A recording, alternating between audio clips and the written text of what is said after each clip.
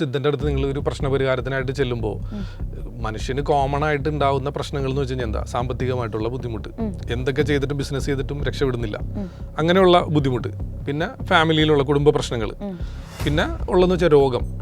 ഇങ്ങനെയുള്ള ഈ 3-4 കാര്യങ്ങളാണ് കോമൺ ആയിട്ട് ഒരു മനുഷ്യനുള്ളത് എന്ന് പറയുന്നത്. പ്രശ്നങ്ങൾ അവരുടെ ഇത്തരം കാര്യങ്ങളൊക്കെ ആയിരിക്കും.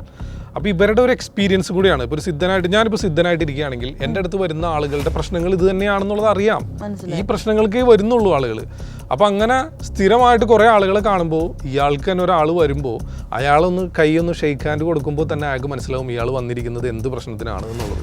അത് അയാളുടെ എക്സ്പീരിയൻസ് ആണ്. ഞാൻ പറഞ്ഞു മനസ്സിലായോ?